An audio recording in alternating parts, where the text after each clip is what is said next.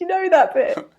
What about Bruce Almighty? You know, what you were just doing. Have you ever seen Bruce Almighty? Yeah, years ago. You know the bit where the newsreader, Jim Carrey's making, I can't remember his name, but the newsreader Oh do yeah, loads of Steve silly Carell. bits. Yeah, That yeah, bit. yeah, That's my most favourite bit in the whole film. yeah. Because I mean, like Steve Carell's great at that bit as well. He's He's just, brilliant. he's good, man. That's a funny. Well, yeah, I remember that. God, that movie's old now as well. So many old So films. good. Yeah. So many What's old movies, but so good. yeah. What's been happening? How's the week? How's the training week? I hear you've had some new experiences. Yeah, so my mate took me to her gym the other day, and she's a she does bikini competitions, or she has done Right. one, and she's done like sort of those kind of bikini photo shoots. So she knows the training, and she does a lot of training, and it's basically heavy lifting, which I've never really done before. I've never done any kind of Right. heavy weight sessions or Mm. anything. So she basically took me through a leg session, and my weights, to be fair, weren't that heavy at all. But oh my god, it was hard work. Yeah. It was hard. Like my heart rate was up when I was doing the lifting, and we Yeah. did like loads of different squats, deadlifts, like step ups and thrusts and all that sort of stuff. And it was good. It was hard. Mm. I've never experienced it. Have you ever done lots of heavy lifting? Well, yeah. It's been a while. It's like it was getting back into it again properly, coming Yeah, into coming into lockdown. But yeah, I can't wait to go back and do it. go to a gym and do Um, it. I yeah, really but loved like it. but like extended time, it was some years ago. But Okay. coming back to that, but yeah, it's yeah, okay. Yeah, so your experience of it was what? Like super It was just enjoyable. it was it was it was super enjoyable, but it was also unpleasant. You know, Mm, mm, it's that combination of, oh, this yeah, is not pleasant, as you're squatting down, and my mate's like, stay there, Jude, don't you move, and then you've got to push yeah, back up. And yeah, I always like considered myself fairly strong and fairly fit, and actually, no, because it's a yeah, different experience. And I've just been yeah, doing tiny little kettlebells, and she was like putting on these huge barbells and massive weights, yeah, and it was brilliant, but it was hard work. And yeah. I'm like, oh, it's a new training experience that I've not really done before. Mm, And it was bizarre because it was in the gym that I used to personal train at, and it was weird right. walking back in after a very long time. And Mm, nothing's really changed, but I've changed, and I haven't done that sort of training ever. I was always doing Thai boxing or like little weights and jumping up and down. So to actually go into the heavyweight section with all the guys, and my mates very used to mm, it was a weird experience. It was quite intimidating for okay. me, even though I've So been there many times before. yeah. Well, I just noticed the way you responded. We like, with all the guys there. It's like, what was that feeling like? So, Um, because I want to delve into that a little bit for you, because yeah, there's so many women go through the same thing. It was just, yeah, this is the dude section, this is the guy section. You're just gonna get stared at, or you're gonna get guys coming yes, up to you, just telling you, oh, oh, I see what you're doing. You need to do this and this and this, and it's like, yeah, thanks, but no thanks. Get the fuck out of here. It's just, yeah, but also, yeah, you're just surrounded by guys who, to most amateur women or beginner women, just they look like they know what they're doing, and it's kind of intimidating. Not only because you don't know, but you're surrounded by people bigger, stronger than you. yeah. So, what was that experience like? It was do you know what? And there were women there as well, getting on with their stuff, which was Mm, lovely to see. And I'm glad I had my mate with me because I didn't know what I was doing. And even mm, though I am an ex personal trainer and I'm rehab and all this sort of stuff, my mate was actually like, "Yeah, that's not how we train you. It's like yeah, we don't do that like that. When you're lifting heavy, we do it like this." mm, And it was completely out of my remit. So it was. She was like my safety net. Had she not been there, I wouldn't have liked it at all. sure. Um, Okay, interesting. Is um, the feeling of uh, what wouldn't you have liked? The feeling of being in an being unknown, exposed, being exposed, right? not really knowing what I'm doing, worrying that Mm, I'm going to get it wrong, looking like I'm weedy and that I don't know what I'm doing, and that I'm putting these tiny little weights on, and there may be a guy waiting for the squat rack and he's looking at me, and it's like, come on, get on with it. And yeah, it's all of that. And I was put into the position that I know many women have been put into, and it is intimidating. And even as a professional, I found it intimidating because it was out of my comfort zone, because it's not Pilates and it's not rehab and it's not martial art and it's not jumping up and down. It's lifting heavy weights that I've never really done before. And I loved it, but the thought of going back in, which I won't be, I'll be training with my mate elsewhere. The thought of going back into that gym, I was like, I'm not sure I could do it on my own. She'd definitely have to hold my hand and take me round, because I'd feel quite nervous. And isn't that interesting as a fitness professional, that I would feel like that? And really, no one's looking at you, to be fair. No one's really looking at you. Like, the guys don't really care, but it's your perception of that, I think, as well. That initial walking in. Yeah. I mean, like, you could be a fitness professional, but like you say, you don't have a footing in this. You know, it's just it's a new experience for you as well. So you're just like, hey, I'm a beginner, teach me. And then you get that complete beginner feeling all over again, and you're like, whoa, this is what it's like to feel like I don't know what I'm doing, and to feel a little bit intimidated by the surroundings, and feel nervous because, am I holding people up, like you were suggesting? Like, oh, there's a guy who's waiting for the squat rack and I've just got my teeny tiny weights on there relative to what I think he'd be lifting, all that kind of stuff. It's like, nah, it's what you said, perception. It's just, you got your own perception of it. This is what you think other people are thinking. I mean, even if it's true, it doesn't matter. I know. You're there, you got to do your thing. And yeah, just massive kudos to you for stepping up to the plate and taking on a challenge which was completely unfamiliar to you. Like, not just you, but to other people as well. People who who find themselves in that same situation. It's like, nah, just don't worry. Like, I could say don't worry about it. It's like, okay, notice it. It's hard to move through it.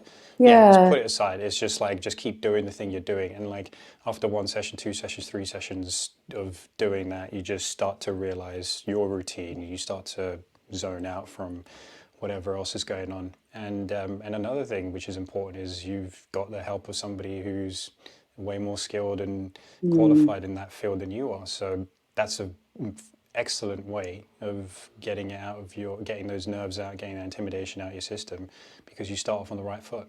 So that's an important thing to take on board. Is, if you don't know what you're doing, hire somebody who does. Yeah, and man, I ache. I have proper DOMs today. I mean, we're talking can't get up the stairs DOMs, and I love it's a love-hate relationship with that feeling. But it's like, I've done something that I haven't done before. Like, even when I do my heel sprints and whatever it is that I do normally, I ache, but I don't ache like this. And it means that I put my body through something new. And I loved it. I really, really enjoyed it.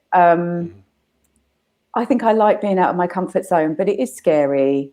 And I definitely do it again. And I think I'm trying to think if I could offer any advice, because I know what it's like, especially as a woman going into somewhere like that. It is incredibly nerve-wracking. Nerve-wracking, yeah, that's the right word.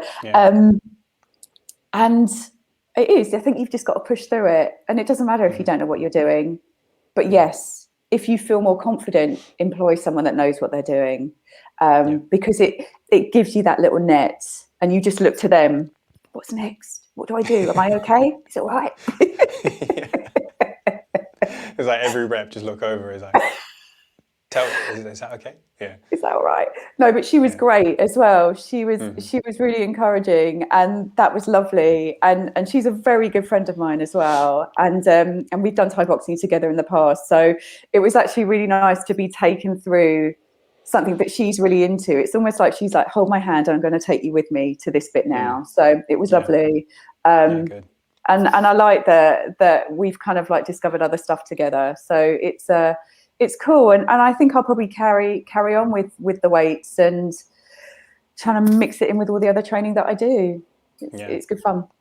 Yeah, it's another important facet which is overlooked is like getting that level of strength training in is Mm, so important for improving your baselines. It's not just like fitness. So, and I think you've said an important thing there as well, which is your heart rate was jacked up while you were doing these exercises. So, huge. Yeah. because yeah, there's that misconception that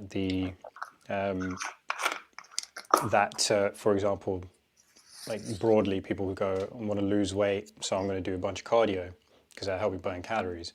Is like, okay, well, you're missing a huge piece of the puzzle if you're not going to incorporate strength training because, first of all, there's that cardio element in it as well, the way you've experienced it. Yeah. And yeah, do some like separate, so-called isolated cardio, if you want to call it that. But you have to be able to develop muscle to improve your body's ability to utilize energy, i.e., burn more calories. So, because muscle is more active tissue. So, for every person, I mean, depending on your size, but for every extra pound of muscle, it's something like 30 to 50 calories of extra um, calorie expenditure per day. So, Interesting. yeah, so if you imagine you're somebody who loses 5 pounds of fat and gains 5 pounds of muscle, then on the upper end of that scale, that's an extra 250 calories burnt in the course of your day just because Nice. you're carrying some mass, some Yeah. muscle mass. So, and people forget how important that is in terms of keeping yourself in good shape and keeping the weight off because you just think, oh, what, 250 calories in a day, so what? But it's like there's 3,500 calories in a pound of fat. Yeah. And, after what would that be? Mass wise, off the top of my head, let's just round it up. And it could be 15 days, right? Yeah. So 15 days of not having those extra 250 calories to burn means, and you're eating extra 250 calories as well compared to what your limit, compared to what your maintenance level would be. And 250 calories in terms of eating isn't that much for most people. That's just a cookie, you know. It So, is. and you think about it in that term, but you can. So then, that means every 15 days you could potentially put on a pound of fat if you're not doing that. It's not completely linear, but yeah, Yeah. I know what that's you mean. to give you a general idea. So where does Yeah. that leave you at the end of the year? You know, it's pretty it's compounding effect. So work that muscle mass, work that gain, Yeah. and notice how actually you can, once you've come off, like we're talking weight loss here, is like once you've come off that weight loss and fat loss um, nutrition protocol, you can, because of that extra gain in muscle mass, you can gradually build up to eating more calories again to maintain the level that you're at. Yeah. So you don't remain in that deficit and you start to incorporate more calories gradually so that you can actually sustain the gains that you've made. And you're like, whoa, actually, I can eat more after I've Yeah. done this. He's like, yeah, you Absolutely. can. You So can. it's just, but yeah, it's just going through that process. And so that's why, I mean, that's one of the reasons why strength training is so important, is in terms of keeping off weight that you don't want. And, uh, and then obviously strength training, there's in the name itself, the strength that you gain, like the capacity that you have to take on these physical challenges is great. So I mean, if you think about it, from the perspective of like, you could be somebody who mostly likes to run, or you could be somebody who likes to train martial arts. Hmm. The fact that you are stronger means that your muscles work less for every round of effort that you put in, and that spares your joints. It makes you. It actually helps you last longer because you're more efficient at using energy. Yeah.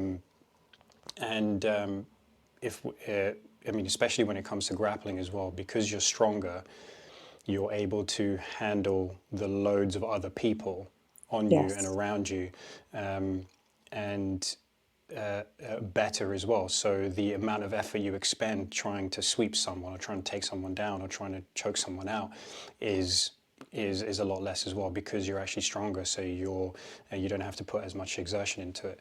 So it's there's just so many wins for it. It's unreal. And it's like, Yeah. and like, my body's never felt better as well. Like even with like contending with the injuries that whatever I've picked up in terms of like fractures and concussions and stuff, it's and the effect they've had on my body is like, okay, I've done the rehab, and I'm good at keeping my body at a decent equilibrium, but it's just when that strength training comes back, Yeah. and when I use that strength training and the strength starts to come back, it's just like my body just feels incredible. Is just like the posture, the feeling I get through having like feeling stronger, the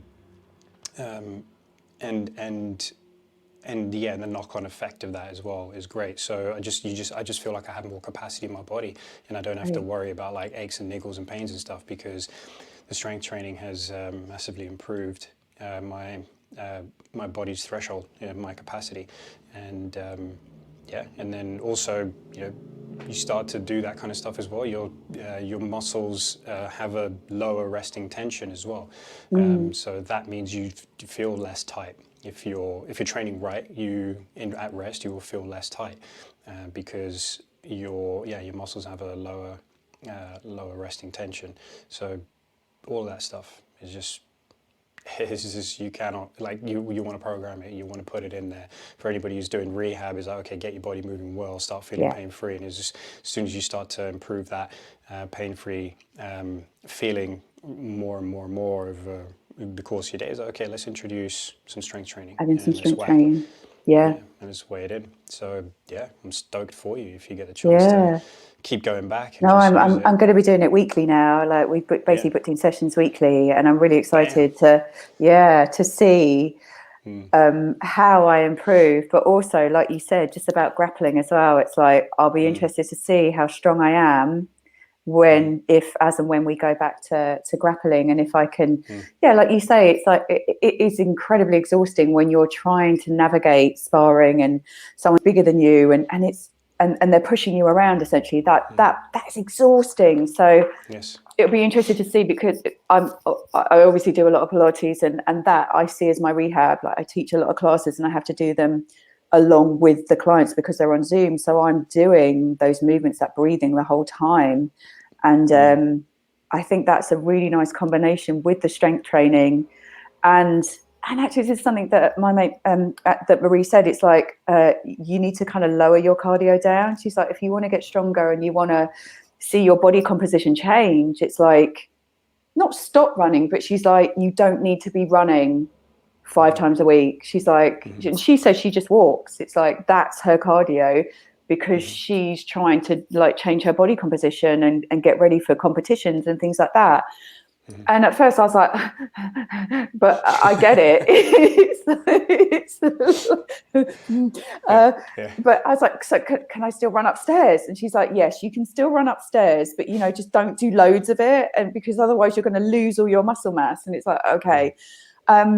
But it's changing up your cardio as well. And it's almost like that feels better for me, because it's like, okay, I don't have to utilize all my energy running and doing loads of HIIT. I can combine it all together, a little bit of running, bit of walking, bit of HIIT, strength training, and that's going to make me, and all the Pilates and whatever else I do, that's going to make my body composition better, my energy levels better, how I utilize fuel better, and hopefully when I get back to martial art, I'll see it all come together, and hopefully it will help me when I am sparring as well.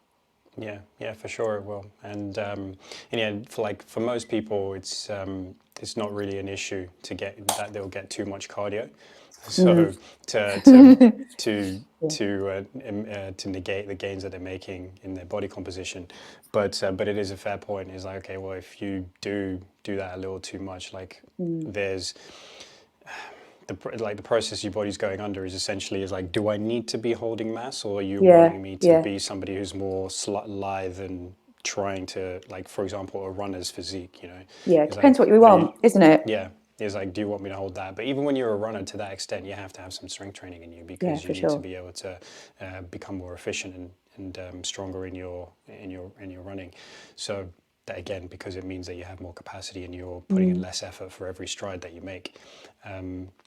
But yeah, that's a fair point in that yeah, just keep that balance, create that balance, and then I think you will know. Well, it's tough to notice, I think, on some level. But when I was in the throes of it, and I was like, like visibly, you could see the changes in my body, like, and then yeah, okay, in the weight room is like, okay, I feel like I'm getting stronger.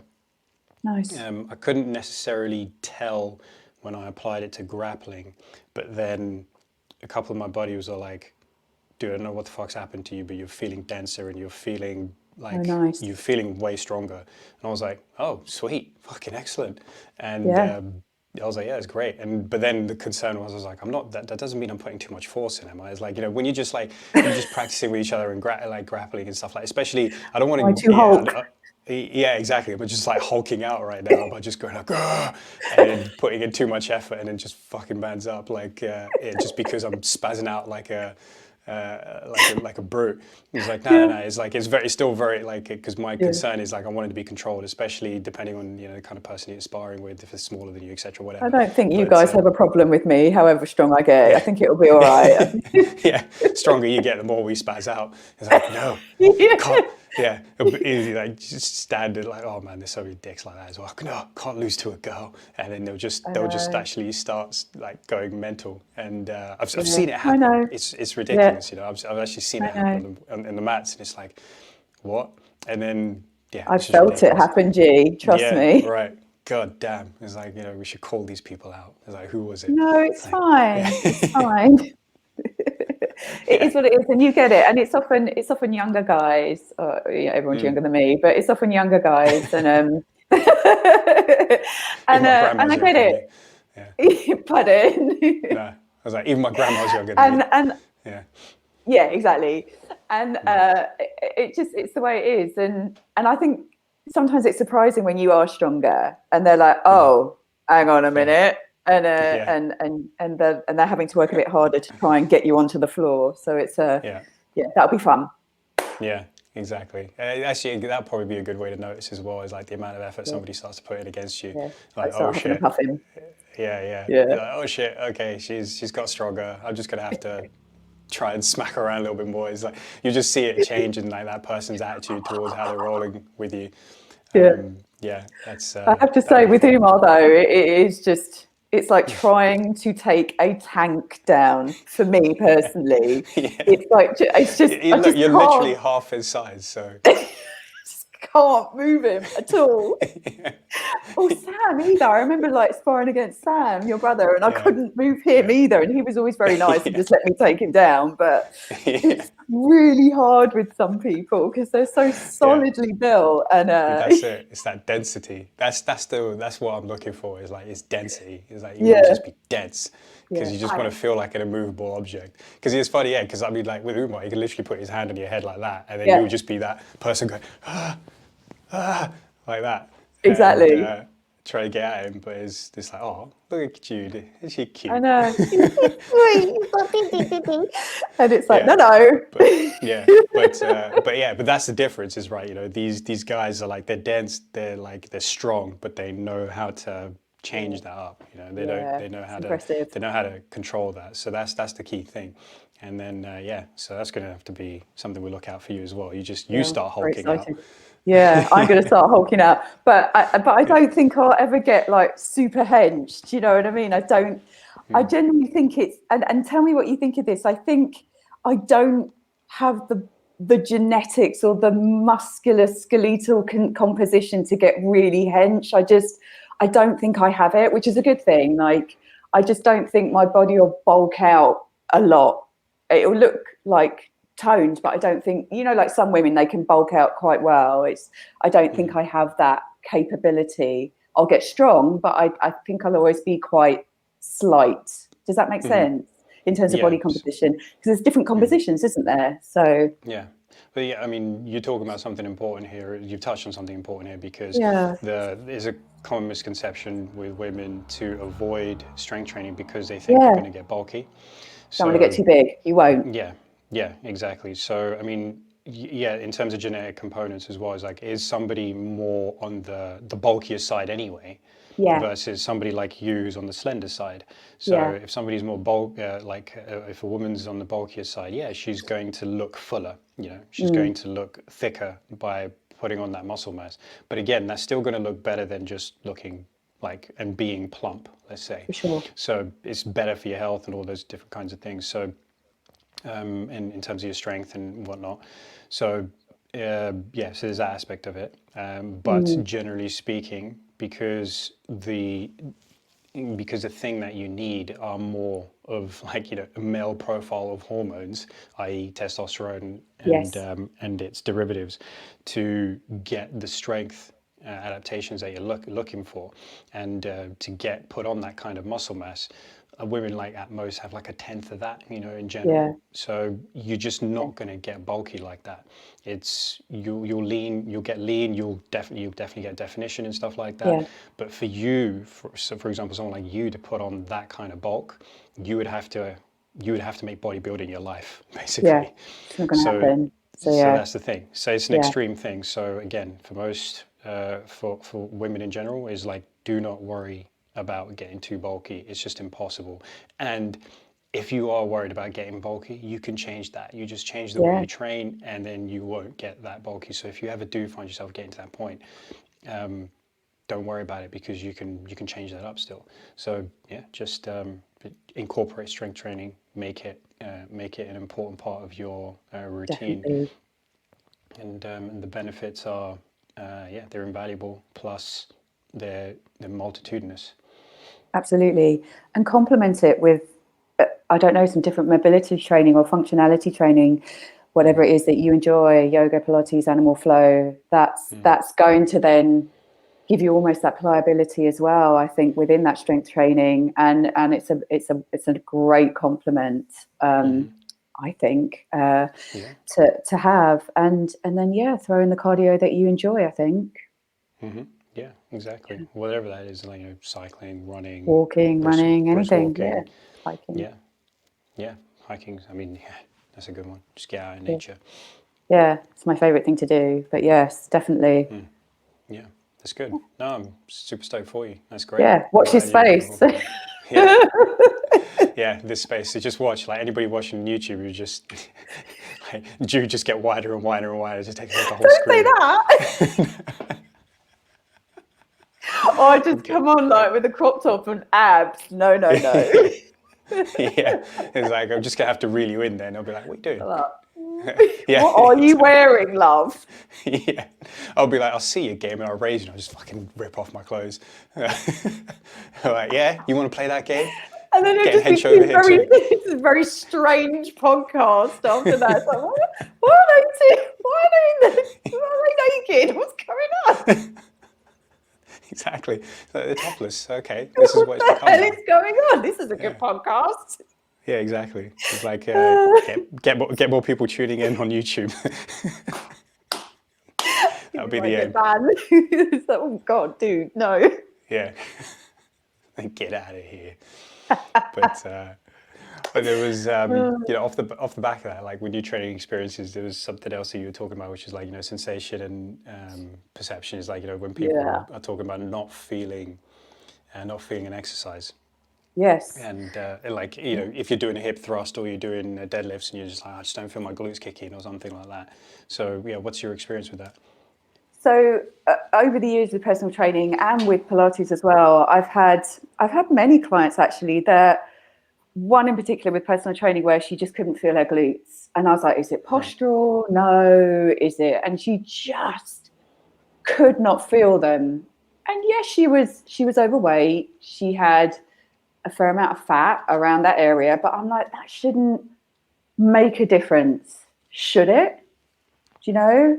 But also over the years, just with people accessing their core muscles and not really feeling that sensation around their core.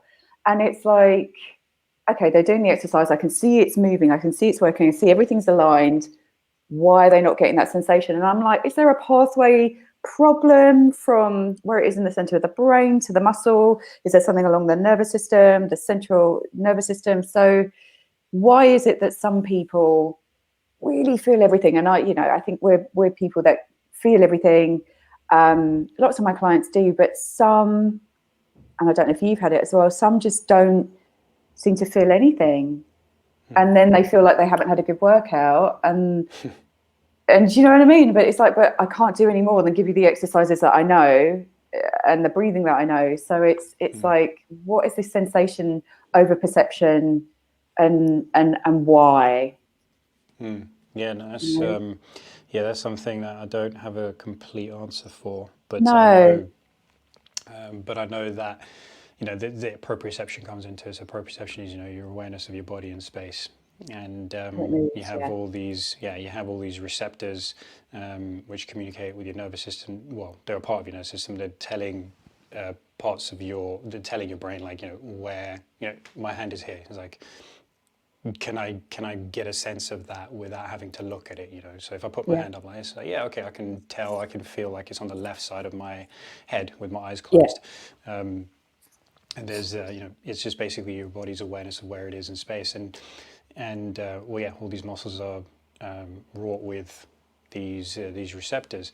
So when people, like, okay, for example, with that lady, if we take just what you said, she's clearly somebody who's been sedentary for a long time if she was like quite overweight. And with doing that, there's, yeah, you lose some, you lose some proprioceptive capacity, and muscles don't work like the way, well, I guess they're supposed to. So Yeah. when that happens, you just don't necessarily feel different parts of your body engaging, and then, yeah, then you're like, oh, it's disappointing because I didn't get a workout. It's like, no, Yeah. well, that's a separate thing. Is like that's not the point. Is to if just because you get if just because you don't get a sensation doesn't mean you had a workout. You haven't had a workout. It doesn't mean you're not making a Yeah. change. All that kind of stuff. I mean, like, I could swing kettlebells for an hour, for example, and I won't specifically feel it during the workout, right? Okay. You won't notice it. Like, okay, I know my whole body's working, but Yeah. it's not like there's one specific area that I'm feeling is burning up. Okay. But I'm working my whole body and I've trained it for an hour. There's no way I haven't made a difference to my Yeah. composition, Right. and all that kind of stuff, right? So Mm. there's and then, like, you noticed as well, during the effort like that you're putting in, is like, you're not going to in your strength training session, you're not going to feel your glutes in every single rep that you did for the No. leg press and whatever, but you're experiencing DOMs a couple of days later. You're like, oh yeah, geez, this is kicking in. So there's that delayed aspect of it as well, because you experience that soreness in the muscle groups that were worked. But yeah, there can be deficits in proprioception, which mean that people just don't generally feel what's going on. But again, just with the example that I've given and the example of you with the strength training, is like, it's just not necessarily true, and it's not even necessary that you feel it in every single repetition. You basically only really start to feel it when the muscles start to fatigue and you're recruiting more of the, like, what are called motor units, which are the muscle, the individual muscle fibers getting fired up by the individual parts of the nerves that are Mm. hooked up to the muscles, and you start to get more tired, and the work capacity of your muscles start to go down, and there's more recruitment of those motor units to try and make the muscles engage as more and more and more. So that's when you can start to feel it. You might be able to start Yeah. feeling it at the end. And then, I don't know what you did with the training with this woman, but again, using her as an example, if you did the kind of Mm. strength training that you just did, Yeah. Pretty much. where you push that person to, they're not necessarily, you don't have to reach failure every time, but you're getting to the point of, within a couple of reps, and you're starting to feel that fatigue, and you're starting to feel like it's getting harder and harder and harder to do, and you're probably like Yeah. an 8 out of 10, 9 out of 10 level of effort, and you're just like, okay, I'm just about barely getting by. That's when you might start noticing it. So you won't even have to notice it but like throughout the whole set, but you notice it in the last couple of repetitions, for example. So then, so if somebody's not really getting to that point, even though the effort level, perceived effort level, feels like it's at the level where they should be feeling it, and because that person is detrained, they're going to feel like they hit a wall with that Mm. earlier. But they've got Okay. more in the tank, and then you push them through a little bit more, and it's like, oh, there it is. I can feel the muscles now. So there's like kind of like that aspect of it as well. And then, but yeah, like compensation is another one. So again, proprioception, if it's not, if it's not if it's not efficient, if it's not functioning the way we want it to, then you've got, you can have compensation. So a common one is like, people think about people would know about is like, tight hip flexors, or tight Postural compensation. overactive, tight and overactive hip flexors just taking over for the opposite muscles, which are the glutes. And so if that is the pattern that you are exhibiting, i.e. tight and overactive hip flexors, and the glutes are weak and underactive, and you will struggle to feel them fire up, and you might experience it more in the hips, for example. But so there's the compensation element as well. Is like, which way is your body compensating? That's probably helping explain why you don't feel it in the area where you think you should be feeling it. So it's a lot of it is like proprioceptive related, and then there's going to be some other stuff which I don't fully have the knowledge for at the moment, but it's also a question, like you talked about, touched on, like sensation versus perception. In my mind, is we just kind of covered it really. Is like, you don't have to feel it in every, which is the sensation part. You don't have to notice that sensation in every repetition. You don't have to notice that sensation, but when you come away from the workout, it's like, did I achieve what I wanted to achieve in terms of the effort level that I put in, the outcome that I was looking for, and is it in line with my goals? Like, yes. All right, great. Don't worry about the sensation. And at the end of the day, if you're feeling it all the time, then that basically means that you're probably pushing it too much all the time as well. So it's like, and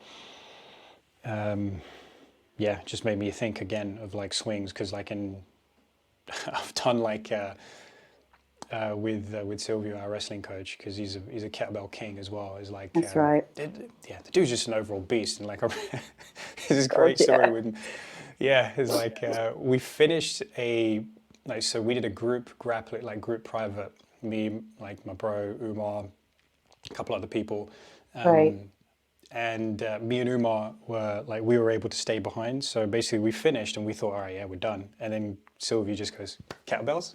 Kettlebells? I love that. That's brilliant. Rubbed his hands together. And when I was like, I've got, and like there was a part of me that just went, I can't say no, because I don't have to be anywhere right now. And I feel like I've got a little bit in the tank to do this, even though I'm fucking knackered.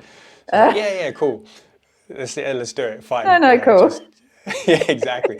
And also because I like the murderous like nature of the work that he puts us through as well, because I need somebody to put me through that. So I'm like, I'm not going to do that myself. So I need, exactly. I need him to do it. And then Umar was there as well. So, we both stuck around, and then he was like, all right, we're just going to start off with swings. So we started off like doing like kettlebell swings, and I would do I think it was like a round of 30, I don't know, I can't remember, 20 or 30 reps. Then, maybe something like 20 or 30 reps, and then Umar would do it, and then Sylvia would do it, and then we just carried on going, and we were just doing kettlebell swings like that. And so if it was like 20 reps, and it's like, okay, we've done 10 rounds of this. When are we stopping? Are we going to stop soon? No. Exactly. And then it's like, okay, 200 reps have gone by, 300 reps have gone by. And bearing in mind, we just like done grappling for 2 hours. And then like me and like when Sylvia was doing his set, me and Uma were looking at each other like, when's it going to be over, man? Because I don't want to, because I don't want to forever. So I was like, I don't want to say that I got to stop. I'm not going to quit. I'm gonna wait till he is like, yeah, we're done. So, and he got to 300, and I thought, okay, this has got to be it. Carried on. Get to like 400. It was insane. Here's the thing, though, right? So the point is we ended up doing 500 fucking repetitions of swings each. Wow. Right? And I didn't feel it like you think you would. I'm not feeling it like my hamstrings, my glutes, my back are all on fire while I'm doing these. No, I did 500 repetitions with a 24 kilo kettlebell. And oh my God, it's half of me. Nearly. Actually, I'm a little bit heavier, but that's half of me, basically. All right, basically. Next time I see you, I'm just going to swing you for one rep. It's like, that's got to happen. It's like, that's what the hell am I doing? Yeah, actually, that could make that. You can make that a training goal. I'm gonna make it a training goal. I'm gonna get stronger so I can swing Jude. I'm gonna do a kettlebell swing with Jude. What are you doing? I'm doing some Jude swings. What's a Jude swing? It's Just takes the her, place of a yeah. It's a Jude. her weight. It takes the place of a kettlebell. Hilarious. Oh, I okay, right. I'll think that's hold you to entirely that. You're possible. gonna Yeah, do a Jude swing, a few Jude swings. yeah, Okay. So you were doing yeah. a 24 kg. Wow. Okay. Yeah, I mean, it was like the last however many, like 100 reps or so, they weren't clean. I can tell you that. But Uh, the point is I didn't feel like, I'm not feeling it in my glutes like that. I'm not feeling it in my hamstrings like that. I'm getting fatigued, and those like last few repetitions, last 20% of the repetitions of the round are feeling very, very difficult, and I don't feel like I've got anything left in the tank to complete those reps. okay. But I'm not feeling it. What Like did your I'm whoop not say feeling. after? What was I your think whoop this is saying? no, this is before my Oh, whoop was this days. pre-whoop? So Okay. this is probably like 2 years ago. Okay.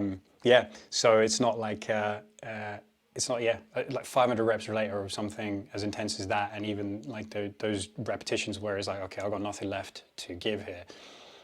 It wasn't like my body was feeling it like that, right? So Yeah. it's just feeling like the particular muscle groups and whatnot. I just know that my whole body got a hell of a workout because I felt it the next day. I Felt was like you're like, hit by a car. I Yeah. think I'm just gonna lie down and not move. And if my life depends on getting up, I think I'm just gonna Not die. going to happen. Yeah, that's how Yeah, I feel about now. yeah, Yesterday was yeah, particularly bad. I want to come yeah. I back to bet. something that you were saying, and this is the whole thing about training as well, which I find really interesting because I do it as well. It's like you wanted to stop, yeah. You and Umar were looking at each other like, when is this going to stop? Are we going to stop? I need to stop. When is it? Is he going to stop? And Yeah, and it's that whole thing around training when you're training with someone else and when you've got an instructor that you respect and admire, and he's basically telling you to keep going and you're powering through. It's almost like even though we're grown-ass adults, we won't say, can we stop now? Do you know what I mean? And yeah, it's like, yeah, I don't know, there's just something in that it's yeah. like I want to stop, and it's not because you're being, weak or anything like that. It is like that. I just feel like there comes a moment where you're like, I've had enough now, and I want to stop, but you don't feel you can, and it's like, what's that about? It's like we should be able to say, can we stop now? I don't Right. know. Do you see what I mean? Where I'm going with it? It's like I'm never one to stop training at all, but there are points in my body where I'm like, I need to stop now, but I power through, and it's almost like you push a boundary, and maybe you should have stopped or said to him, could I Yeah, stop? I don't know. It was just something that yeah. came into my head as you were saying it. It's like, why do we do that to ourselves? Why do we push through when clearly our body's probably had enough and it's going to be detrimental, but yet we have someone that we trust and respect, and we feel like we can't say that, can we stop? Do you know what I mean? Yeah, It's yeah. I think, I think there's quite a lot of factors in that as well. That would be nice to unpack. So first of all, is yeah, like the idea that I think one of the things I took from that is like pushing yourself, or having somebody else to push you is yeah, completely different, right? yeah, So because you can give yourself way too many outs because it's just you, and you can just start listening to that voice in your head that says stop. yeah, stop. But there's somebody else there, like you said, who you respect, who you admire, who Yeah, like is pushing you and trying to get better at it, keep trying to get the most out of you, yeah, and and you kind of, in a way, you don't want to let that down as well. You don't want to let yeah, them down because you're like, okay, you see, you're in a way you want to prove that you can do that as well, to the level yeah, that they're asking you, and because there can be the element of I don't want to let that person down. So, yeah. Or but the you thing don't want to is look like something to them as well. Do you know yeah, what I mean? exactly. So exactly. So you want to look like, okay, I feel weak, or I feel incompetent by having Yeah, to stop early, wants to stop. and Yeah, and to want to stop. Yeah. So those things play into it, can play into it, and and but the thing for me that really stands out is like is you're better with other people. Like you Yes. can go beyond what you think is possible with other people who are in that same environment as you and who are supporting you. And Yeah. that's what I get from that as well, is like other people are helping me push myself to my limits because there is more in the tank there which I can't necessarily activate by myself. Yes. Um, and yeah, there's another part of it which is kind of so the other things I think of is it being like kind of being honest with yourself as well. So if I'm honest with myself, it's like I want to stop. My body feels like it's I mean it's just a lot of hard work, right? But Hmm. then there's the part of it which goes, well, there's I'm running a couple of algorithms at the same time, which is like one is like, okay, am I healthy, as in I'm not going to injure myself doing Yeah. this, You right? I'm don't not feel going to, bad. yeah, and I'm not somebody who's going to go out and do the same thing the next day. You know, it's essentially it's where does it fit in with your like training routine, and what can you do to mitigate the effects of the overtraining? Because once in a while you need to overtrain, you need to push through that threshold so you make that fitness gain, and to that extent, and you know you're showing yourself what you're actually capable of. You know, you're Mm. having other people to help show you what you're actually capable of, that you can push through, that your body doesn't have to, you don't have to be limited by it, and you know you still, I'm still kind of like working with it. I'm still you're still working with it, but you're pushing it beyond what it thinks is able to do. You're pushing it beyond what you think your body's able to do, and so there's that. Is like, okay, well, I'm asking myself, if I keep doing this, am I fucking myself up? Is like, no, actually, the chances of that are pretty low. If I get to the point where I do feel like this is going to fuck me up, then Hmm. okay, I'm gonna call it there. It's like that's a hard stop. It's and you have to be disciplined about that kind of thing as well. Yeah. I've You had have to to be know disciplined that. around, Yeah. yeah, and I've had to be disciplined about it in certain cases, certain instances where, you know, where was it? I mean, I've got a slightly chipped tooth because I ended up taking a fucking heel to the face in jiu-jitsu training once. Like Oh. I was rolling with someone, and then somebody else was rolling. Some other couple were rolling next to us, and then while I was on my back in guard, that other person who was rolling, the people who were rolling next to us got swept, and then they basically kicked me in the face. And Oh. I just saw this Shit. heel come at me, and it just cleaned me right in the face. And for about 10 seconds, everything went silent. And Mm. so I couldn't hear anything. I couldn't, for about 10 seconds, I was like in a daze. I couldn't really see. There were like people were over me, Oh. and they were like, "Are you all right?" And then when I kind of registered, I was like, "No, I'm not. I'm actually not." It's just, I don't know yet. So Yeah. Let me. like it's also in that situation, if somebody's been fucking kicked in the face, you can't just be like, "Are you all right?" It's like, well, probably not. That's fear and panic, though, isn't it, from everyone Yeah, else? And we're like, yeah, exactly. oh. Yeah, Yeah. exactly. So I'm like, look, I don't know. I need to figure it out. And then I stepped aside, and I was like, okay, I do feel like, okay, my brain's just been rattled a little bit. I sat out for Yeah. 5 minutes, and I just went, I could go back to training. Yeah, I'm cool. I Okay. could carry on training. All right. But then I went to myself. I was like, nah, don't do it, because just because of the way that I felt is okay. I was I was out of it for about at least 10 seconds. At least it felt Mm. like 10 seconds to me. It could have been 30 seconds. I don't know, because time just goes funny when you've been hit in the head. And then, Trauma. yeah, and because of that feeling of like light disappeared, it went dark and then came back again, and feeling like a bit of a ringing in my ears, Hmm. and then not being sure like right off the bat if I'm actually okay.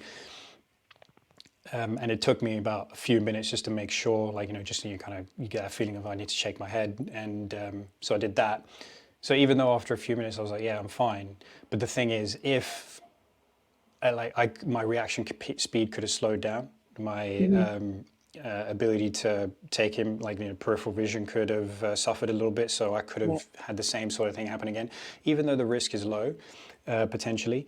I didn't, because of that, and because we're grappling, I didn't want to put myself in a situation where, it might be, because of that feeling as well. If somebody, say I get into a triangle choke or somebody tries to choke me, I might get choked out a little bit more easily Yeah. because I'm less with it, Yes. potentially. And then I actually, and then, it ends up making me pass out. Whatever it is, I could not respond so well to an arm bar, and I could injure my arm. All those different things. Like, I ran that kind of play in my head, and I just thought, okay, I actually feel like I could train, but because I've just taken a hit to the head, and luckily I know the consequences better than most people about what a hit to the head Yeah. does for you. Even though it doesn't feel like I'm suffering, those imperceptible changes in my reaction, my changes in my ability to understand the situation that I'm in, especially as it pertains to grappling, where you can have a catastrophic injury occur to you. So I was like, you know what? I should actually just call it, even though I feel like I could carry on. I want to be smart about it and just call it and just say, Good no, for I'm not you. going to do it. A lot of Right? people wouldn't. Good for Yeah, you. but I was frustrated that I had to make that call, because I was like, I'm Yeah. only like 45 minutes into a So 2-hour many training people session. wouldn't. Yeah. Yeah, I know. But I was just like, I just want to make sure, because I want to come back the next day and Yeah. do this. I want to be able to come Exactly. back in a Yeah. couple of days' time and do this, not do this for a couple of hours and feel more burnt out than I normally would because something just wasn't right with my Yeah. head. So Good for you. I had to make that call. So even though it was like a relatively small thing, it was like, hey, I had to be disciplined about it, because I was like, okay, what's the possible effect of this, and that I wouldn't necessarily be entirely aware of in this scenario. And so I was like, okay, I'm not going to do it, and because I want to live to fight another day, essentially, in that Yeah. sense. Nice. And so so it's when it comes to with going back to like the Sylvie training session, like smashing out 500 kettlebells, is like I'm running that play in my head as well. As, okay, what's the consequences of this? Is okay, well, I know the consequences mostly is like I'm not going to injure my back. I'm not going to pull a hamstring or anything like that. I will notice if that's going to start happening, because I'll start experiencing tightness. I'm not getting any of that. I'm just getting that generalized overall fatigue. Screw Yeah. it, I'm going to push through because this is going to help. So you're Okay. running that kind of algorithm as well, and then also that kind of thing, and then just the idea of just seeing where your body goes, is where How can you can I be push pushed? this to? Yeah. Where can I push this to, and what level can I achieve? And so you can have that chat with yourself, and you can stop yourself, but it's also when you start to pay attention to all the variables, you want to you can just tell yourself to lean in. It's like variables. Most important one for me is like, what's the injury risk here? It's like, okay, it's not that great. I'm going to feel overtrained, but it's in the, even though I'm pushing my body beyond what it feels like it's capable of doing, it's still within the realms of acceptable, because I'm not going to screw myself up, right? Yeah. And so it's kind of like understanding that level and building an understanding of that, and and just weighing up like what it means to stop now versus stop later. And one of them was for me, I was like, nah, I can't do that. It's like I don't want to stop right now, because there's a part of it which was,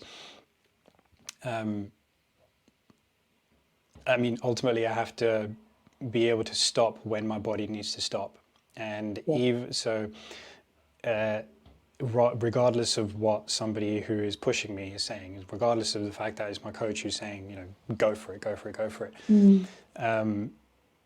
because how do I put this? It's like, so you just, for some people it could feel like there's a pressure of the judgment, but I think it's ultimately is like, if I don't feel those things, then there's actually, if I don't feel like, okay, I'm pushing myself into an injury risk, or I'm doing myself some damage, there's no reason for me to stop. And if it had carried on a little bit longer, I probably would have been like, okay, yeah, this is way too much now. So I've physically, I have to stop because Met your now it's, limits, your now it's threshold. going to be, Yeah. now it's going to be a little too much. And yeah, there was something else with that as well, which was kind of, yeah, you always stop yourself earlier than you could actually go. You know, you could be Yeah. like halfway through a workout, you're like, yeah, okay, I'm good, I'm done. Yeah. But Yeah. because, When you're with someone else, you can't. or even, but that's like a part of it is you can stop, you can feel like I'm done, but really you're not done yet. You know, Yeah. you've still got plenty more in the tank. So there's that mismatch between that sensation and what you're actually capable of. So Yeah. it's and that's why it's a bit, you know, it's nuanced of you want to listen to your body and be like, I got to stop when I got to stop, but then you've also got to go, wait, how far can I take this?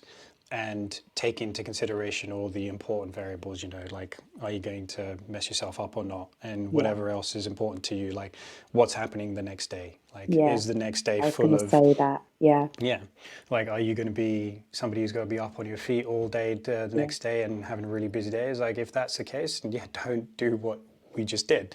But if it's, you know, you've got a bit more of a chill day and you baked in some, you know, more active recovery as opposed to having a hammering gym session, is like, okay, yeah, go for it in this case. Whereas, you know, yeah, so if I had those things to consider too, then I would have been like, yeah, actually, I'm going to cut it off at 200, you Yeah. know, because I've got some Got other major stuff shit to to go do. on the next Yeah. day. So yeah, there's a bunch of different things that you need to take into consideration, but I think that's I think that's an interesting. Yeah, I think it's interesting on some level of being with other people, pushing yourself, like the conversations you have with yourself around the training. Yeah, what's like? What do you think about it? Like, I mean, you raised the question, but like, what do you Yeah. think to it? So I totally agree with you that I definitely push myself more when I'm with other people. Something that you were saying about your risk of injury, it's like that's something that you weigh up when you are starting to push yourself and going beyond what you think is capable. It's definitely important. But I also, and I think this is what you were touching on, I also weigh up my energy risk as well. It's like my energy reserves. It's like, That's nice. how much have I got in my tank for everything else that I need to do? You know, I'm a single mother, so I have to have enough energy to, and there he is, to be able to do everything that I need to do after this training session. So yes, I'm going to push myself, but in the back of my head, I've also got things like, am I going to be able to do everything that I need to do afterwards and come back into reality? Because when you get back into reality, you can't sit on the sofa. You've got to go and make dinner. You've got to go and do this. You've got a number of things to do. So it's this constant, for me in particular, or for many people, I'm sure, it's this constant weighing up of, if I keep pushing and pushing and pushing, because Sylvia is telling me to push, how much have I actually got left in that reserve for afterwards? And there was something else that came up as well. It's like you were saying about the, what was it? Like, have you got enough physical physicality, or the physical need to train? It's like, you know, how are you feeling physically for your training? It's like something else that I was thinking of as well. It's like, sometimes I've walked into training sessions and I haven't been emotionally invested in the training, or other stuff is going on around the training session in my life where I'm feeling emotionally tired and tested. And I think when that's going on as well, it's hard to invest your all in a training session. You know, when you've got other stuff going on that's taking up your time emotionally and mentally, I feel like sometimes that for me will negate whether I start to push myself in a training session. If I feel emotionally drained from whatever is going on else in my life, sometimes I would have come to training and I'm like, not today. I can't do this today. And I know that pushing myself isn't necessarily the best thing to do. I remember sitting there once and everyone was sparring, and I was like, and you know, a few of the girls were like, you're right. And I was like, yeah, I'm not going to do it today. It's not the right thing to do. And I think it's also knowing that's okay, or knowing yourself well enough to know that if there's other stuff going on in your life that's taking up your energy reserves, it might be emotionally demanding, there might be, some stuff going on that is a little bit much. It's overtraining isn't going to be the thing. Pushing yourself through and doing sparring and things like that, and doing all those crazy circuits at the end of training, it might not be. And it's just calling it. And I called it. I remember one session in particular, my head just wasn't in it, and it was elsewhere. And I was like, I'm not going to do this today. I'm going to go, because if I do this, it's gonna be detrimental to my physical health and my mental health, because it can drain you mentally and emotionally, and you can go away feeling even shitter because you haven't trained well.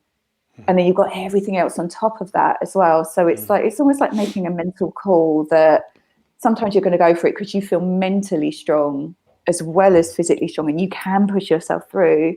And there's other times where it's like, do you know what? I've done my best today, and I'm going to call it, and that's where I'm going to call it. And so I think also it reminded me of a passage in a book called How Emotions Are Made by Lisa Feldman Barrett, about how just understanding pushing, and I think I've mentioned this before in another podcast, but pushing past a mental threshold when you're exercising, I think you have to do that at times. And I think that's where group training can be incredibly important, to push past a physical threshold. Sometimes it feels uncomfortable and that we haven't experienced before. It can feel uncomfortable mentally, and to have people helping you push through that is really important. And I think experiencing that and knowing that you have got more in the tank is important. So it's like this fine balance between knowing how much more you've got, knowing where you are mentally and physically, and deciding whether you're going to push into that new threshold or not. And sometimes it's fine and sometimes it's not. And I think it's learning it. It's that learning experience every single time. Yeah, yeah, absolutely. Yeah, it's because, for example, those days where your just head's not in it, and you don't feel like you're in the game, and you don't feel like you want to be pushed, but then you get into the workout, you're like, oh no, this is exactly what I needed. Yes. Those days are great days. Yeah. Yeah, exactly. So that can happen as well. But it's exactly what you said. It's a learning curve, and what we know about, for example, like, feelings and emotions is that we can't really rely on them to a degree, where because a lot of times, like when you're feeling shit and you're like, I don't want to do this thing, it's like that's when you should do it the most, right? Because that can be the antidote. Sure. Yeah. Especially what we know with physical exercise as well is like how it helps you regulate emotions. So you can do physical exercise and go, the amount of time, I don't even know. I should probably start tracking the amount of times where I go, I want to work out today versus I don't want to work out today. And then put it in your diary, your work diary, Yeah, it's like, if there was an easy option for that, it's, but yeah, and then obviously doing the training session anyway, and noticing what's the trend is like, okay, over 100 workouts, 50 times, for 50% of the time I was like, I don't want to train. And the other 50% of the time I do want to train. And I think that even for, people who are physical trainers, they go through that a lot as well. It's like, you just wake up on certain days, you just don't feel like doing the thing that you need to do with your physical training, but invariably you do it and you feel better. Yes. And you just come out of it every time, and you always feel better. So it's like, so don't rely on the feeling, rely on the doing. Just go and do it, and you'll build up enough evidence to figure out when it's appropriate to definitely go through and then push, or when it's not. And but yeah, you're talking about another layer on top of that, which is a smart choice, which is, okay, I've trained and I didn't have the capacity for it, like mentally and emotionally, but I got what I could out of it today, and this is great, and I feel better for that. But there's more training coming up, and I know I don't have. There's more intense training in this session, but I don't have it in the tank today. I know that if I do that, so I know that if I do that, I'm not going to be available for everything else I need to do. I'm not going to be mentally, I'm not going to be cognitively there. I'm just emotionally, I'm Yeah. going to be a bit more spent. So that's, that would be overtraining. So you've made the call, and so you've done what you could and then made the call. So yeah, it's just, there's like, like I always kind of default to just do it, Yeah. because you're going to feel better for doing it. And just see, because after 20 minutes of this, if it's like, if you're not feeling any better, then okay, fine. But you just kind of, you just kind of got to go there, and then afterwards is like, okay, well, I've done what I could, and if I do any more, it's not going to work out for me. Yeah. So call it And it's there. So experience. Your brain is a predicting machine, isn't it? So it's going to work on predicting every single time. It's like, well, I felt like that time. This is how I felt. So the more experience you can put into that, the more times you learn from that. This time that happened, this time that happened. The more you're going to start to be able to call it. I think today I feel great. I'm going to push through, even though I don't want to do it. Today I'm spent. I'm going to try, but I think this is going to happen. And you start to learn and know when you've got it or you haven't. So it is just putting yourself through that and seeing the different outcomes each time, I think. yeah, yeah, yeah. It's fascinating, because again, the answer is it's not straightforward, is it? It's never straightforward. It's always It's nuanced. unique to everyone, isn't it? Yeah, It's unique to yeah, everyone's life. It's not just a formulaic, oh, well, if you train, it's like there's loads of different things at play. Did you get enough sleep? Have you hydration, nutrition? What's going on in your life? Do you feel emotionally available to do this? But I think the key to it is to try, because whatever you do, however you move your body, you're going to feel better. It's just at what capacity and what level can you move at. And I'm yes, getting very good at knowing where I'm at and how much I can put into my week. And I will always try, but I think some weeks you've got it, some weeks you don't. So, and yeah, that's just through experience and learning, I think. yeah, exactly. I think no, that's just smashed it with that. I think it's exactly what it is. It's yeah. I mean, going back to the idea of the brain is a predictive machine, is like you've kind of got to rewire those predictions essentially. You change it. You got a new novel experience, and you change. You change that wiring. Is like, because I guess you could always have that. It could just be a prediction. Basically, you've got physical activity coming up, and your brain's like, you might be nervous about it, you might just be anxious about it, it might just be one of those things like, effort. It equal, like, physical activity equals effort, which means hard work, which means I ain't got it in the tank today. But that could just be a thought pattern that's just there for whatever reason. So you got to find out if that's actually true. So whatever that prediction is okay, it's hard work, it's effort, therefore I'm going to withdraw from it. Is actually, let me try and rewire that. Let me actually go for it, see what happens, and see how I come out on the other side. And then that changes, and then you feel good, let's say, and because invariably you do, you feel good, and then the more you think about that feeling, then over time, that approach in the beginning of, okay, this is going to be hard work, this is tough, and I don't want to do it, and therefore you get that feeling of withdrawal. That feeling of withdrawal will be less and less and less.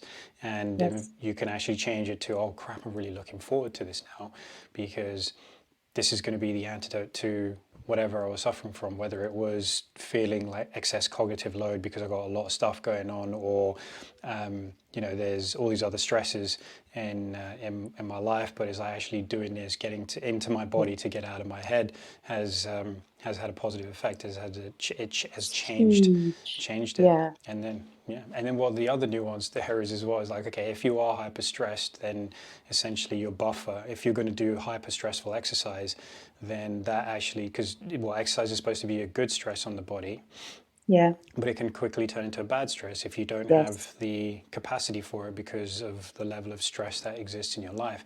So even though physical stress is a different kind of stress, it's still stress if we Yes. don't do it appropriately.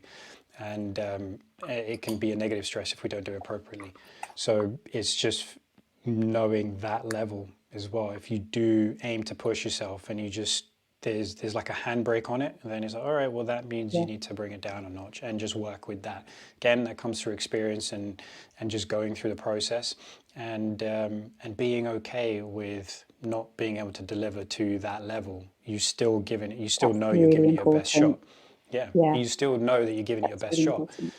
Because that best shot is just recalibrated a little bit. It's lower than it was the previous day, for example, but it's still your best. So that's all that matters.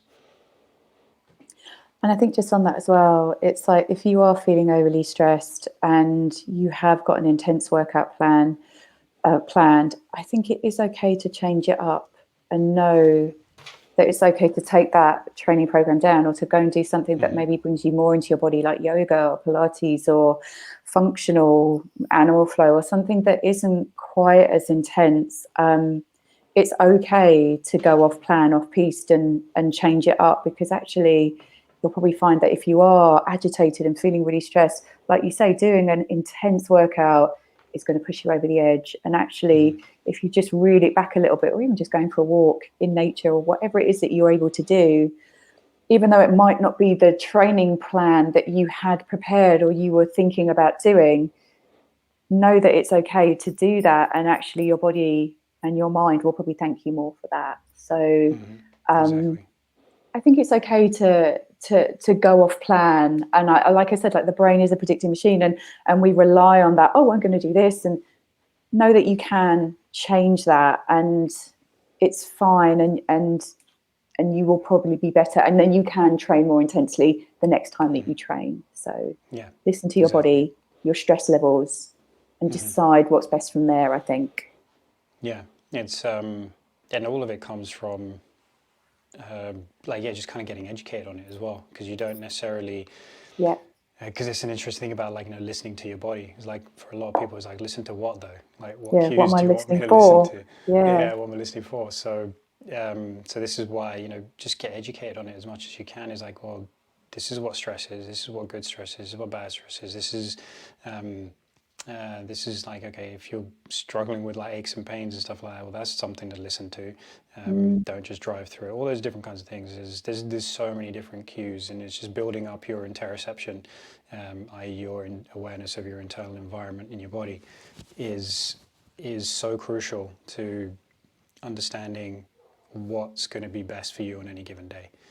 So just start to pay attention, start to become aware, but also anything you notice, just like start getting educated on it as well. Definitely. Yeah.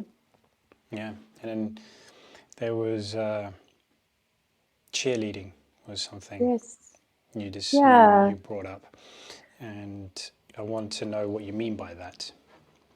So I guess it's just being positive towards other people, like cheerleading them. And it was something I noticed with my little boy, and with many other people as well. But it's like I'm very, very hot on telling him that I'm proud of him, and that when he's doing a good job, and I explain why. It's not just I'm proud of you, nothing else. It's like I explain why I'm proud of him, because I think that's an important thing to do. And I try and do it fairly regularly, or try and create positive moments within our week. And I see in him, when I say something positive around whatever it is, at first he's like, really? And then secondly, you can see him start to almost like take up space and open out, and his little face calms. As I said, it's almost like he gets this calm, aroused state, which is where we want to be in life as human beings. And it's like you can see serotonin flooding his brain, or oxytocin, or whatever it is that you want to say, the neurochemicals. And it's beautiful to see. And I think you can see it more in children and young adults than you can in adults. But I've noticed that it happens a lot. People just do better when you're giving them positive feedback. So in my sessions, I'm always very, very clear about how, or very, very, I will cheerlead and say what you did there was amazing, and look at that, look, you've done it, and it almost spurs them on to do more and to do better.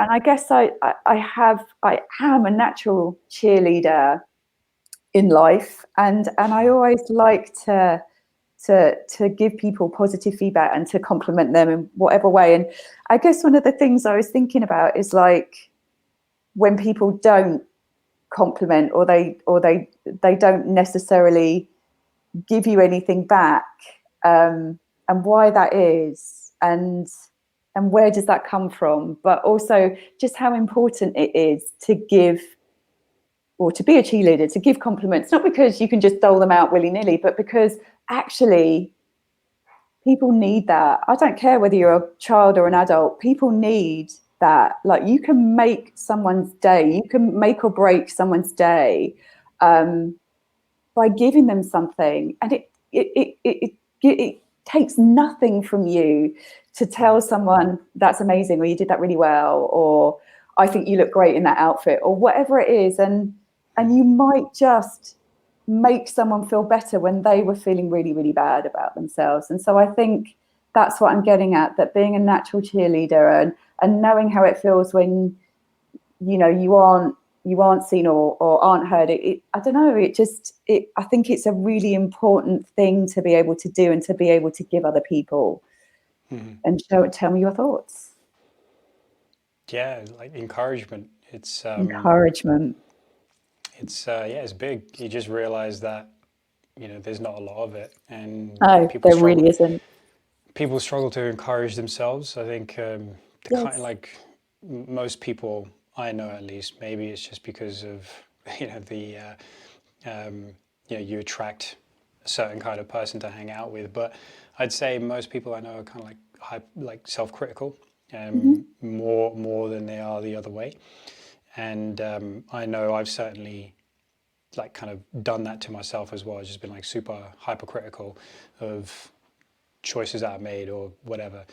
Yes. And but yeah, getting that encouragement is so important to taking things to the next level. You know, and like you've done it perfectly as well. You've grounded it in something real. You're not just saying to him, "Oh, I'm so proud of you," and it's like, no, there's a reason for it as well, because I think you can't just be proud for the sake of being proud. Because it also sends out the wrong message. You know, It's like an empty compliment. It doesn't really do anything yeah, when you just say, I'm so proud of you. It's give it it's substance, I think. yeah, because it's like what it's like. Okay, well, why? And if you're just proud of just being proud of like the, you know, whatever it is, then it's the idea that you I'm trying to get more specific. So you can be proud of someone, and with like, you know, without their like being clear, it's not being exactly clear why that is, and it can make someone feel good, but then it's because it's not grounded in anything where there's like a reason for it. It almost feels like, you know, it's kind of, you can get entitled to the pride. Yes, I understand. Uh, okay, good. I'm glad you understand it, because you're understanding better than what I'm trying to say, better than I'm understanding it right now. but Keep going, keep going. You'll get there. I have other stuff to yeah, say, yeah, but keep going. yeah.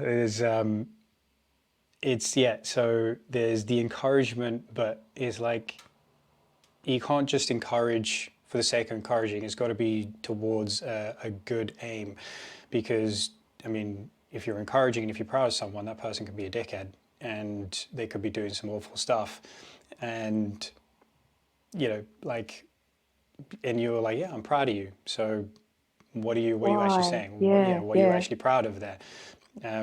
So that essentially creates a false sense of like value to someone, and it's like, okay, well, I'm doing these things, and regardless of what I do, that person's going to be proud of me. So I can just screw around, mess around, and I can be a bit of an idiot, and it doesn't matter because this person's going to be proud of me and they'll always have my back because they're always proud of me. And I think that's what I'm getting at, is like, no, that's bullshit, because obviously what kind of behavior does that lead to? And it doesn't lead to anything positive. So it's kind of it's like encouraging, but here's the right reasons for it. And that's why, because I actually recently there's an interview done with Jordan Peterson, and there's a nice little snippet of it about being disappointed with people, and because that's something where it can be hard on you as the individual who's disappointed in someone else, because you're like, how do I convey that to them, that I'm disappointed in that person? Because you don't want to, ultimately you don't really want to hurt that person's feelings. But then if you don't do that, that person doesn't know when they've screwed up. If they have screwed up, number one, so you can figure that out, or if you've taken things too personally, which is, there's an argument for that. It's like you should never take things personally, but there's also calling out somebody's bad behavior, essentially. So that's why shouldn't you take things too personally? Why shouldn't you ever take things personally? Well, there's, you just said that. Yeah, well, there's the idea that whatever somebody says is their perception of reality, right? And we've touched on this before, where reality, like, we will never be in touch with reality like completely objectively. It's always, we've always got our own idea of what reality is, our own social construct of what reality is. And it's like, it's just it's a bit of a distortion of what reality is. And so when somebody else says something to you, you, in a way, is like, don't ever take it personally. If somebody says something that is true, it's interesting, because it's like, if somebody ever says something about you that's true about you as well, and it's negative, it's a fucking hell of a skill to be able to not take it personally, because the idea is you view yourself as an entity that can change based on information that is being presented to you, rather than being completely attached to who you are, to the point where it's painful to receive that kind of information, or excessively painful. It's always going to be painful. But this is the point, is like, you can eradicate that pain by not taking anything personally. Again, this isn't saying that this is easy to do. It's an extremely difficult thing to do, because essentially that's like, that's possibly a form of enlightenment, basically, is to never take anything personally. I understand what you're saying, though. Yeah. So where does that go back? So when it comes to disappointment as well, is you don't want to hurt somebody's feelings by telling them that you're disappointed in them, and but you got to be able to have that conversation. Otherwise, if it is disappointment, not because you've perceived your own perception is off, but because that person has actually done something bad, and you've got to figure that out between the two of you, which way around it is. You have to be able to do that, and because you can't elevate yourself if you're not being honest in that sense. So there's and on a professional level, there's something for us where we want to be encouragers and we want to be cheerleaders for our clients, but also it makes me think, there's a time and a place to be disappointed in them and actually let them know. Is I can see how that makes you feel good. Ooh, I don't know if I want to have that conversation. No, I do. No, it's really important, but it's all about language then, isn't it? Exactly. And how you relay that disappointment. Yeah. You can't just go out there and be like, well, you fucked up, and that I'm disappointed in that. It's like there's a smart way of doing it. There's a way of doing it where you can figure out how to improve, like, together, so it's just is letting them know, because the reason for that disappointment is not because of how it makes you feel, it's because that person is capable of more, that person is capable of better, and that's where the disappointment comes in. And so I know people are capable of better, they have that capacity within them. And so again, it's nuance. Like a lot of what we've talked about today is nuance, and it always will be, because if you know, you got to encourage through the mistakes as well. So whatever mistakes this Yeah. individual is making, you got to encourage through it. And because a lot of the adaptations that people are going to make through a coaching program will result in a lot of mistakes, because it's a new thing, or it's a new thing that you got to try and take on, and you're trying to make your own and trying to live a better life with that. But by trying to live a better life with it, you're doing things that are new. When you're doing things that are new, you're going to fumble your way through them. So that's fine. It's recognizing that, but then there's recognizing where somebody is actually making like judgmental errors, for example, and not acting in alignment with the goal that they have, and doing that perennially. And then that's when you can be like, okay, well, Have that conversation. Yeah. here's another level of that conversation. So if somebody makes a mistake, it's like, okay, great, what have we learned from it? Great, what have we learned from it? Let's keep going. But if that learning isn't happening, then it's kind of like, okay, well, I got to show you, I got to be honest with you and be like, I know you're capable of better, and why isn't it working out for you? So there's a point where it comes from, and it's coming from the heart again. It's coming from a good place, because you expect more from that individual.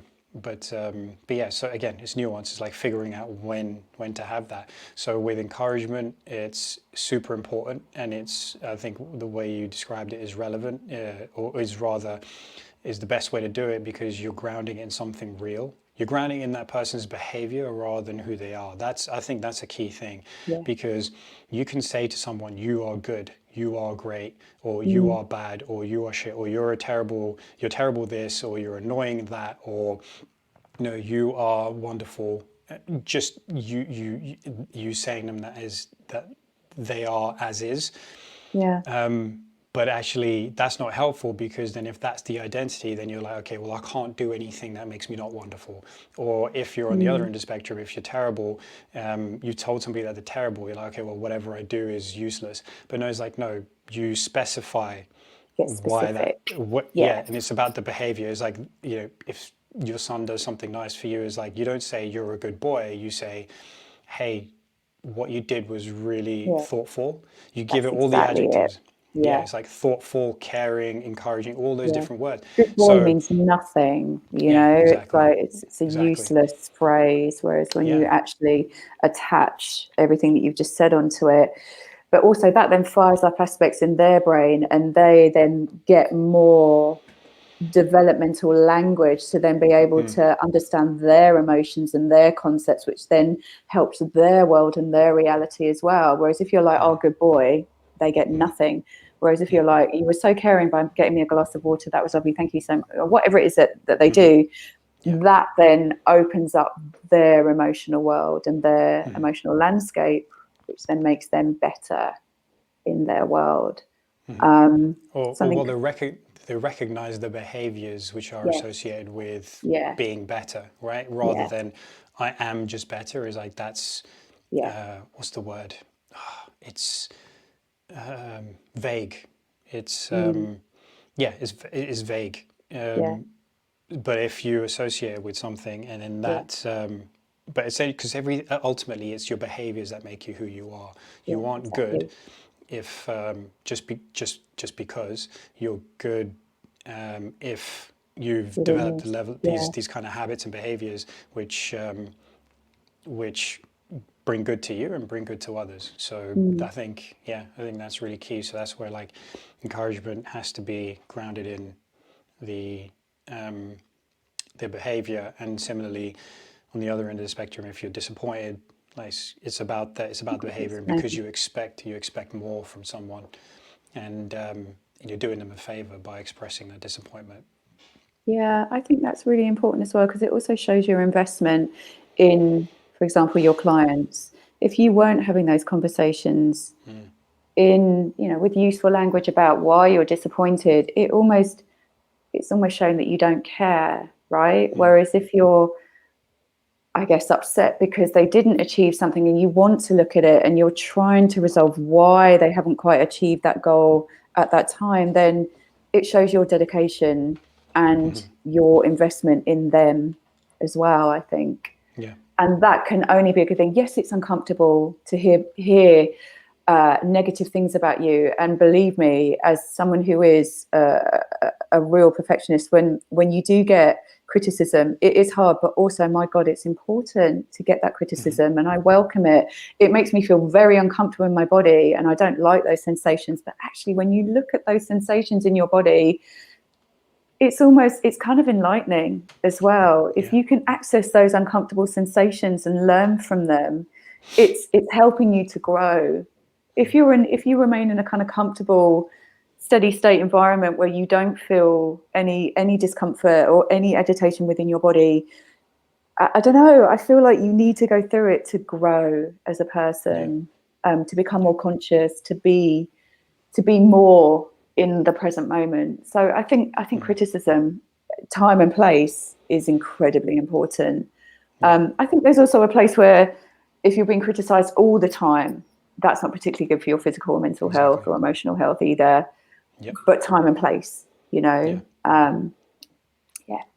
Yeah. Well, on that note of constant criticism, is some fascinating research on like verbal abuse, and how, if you've taken, like, as a kid especially, if you've taken verbal abuse, um, like, often, it's the effects of it are on a par with sexual abuse, and worse than Huge, physical abuse, huge. right? Yeah, it is. So yeah, and then, like, so one of the consequences of that, like mood disorders, is like major depression, anxiety, So and many things. Yeah. nervousness, all those different kinds of things.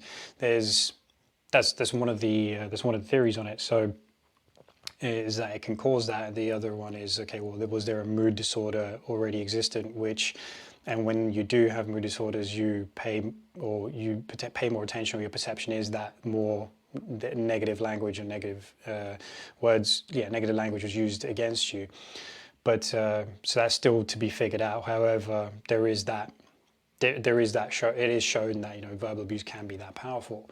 So the criticism has got to be grounded in, it's got to be constructive. Number one.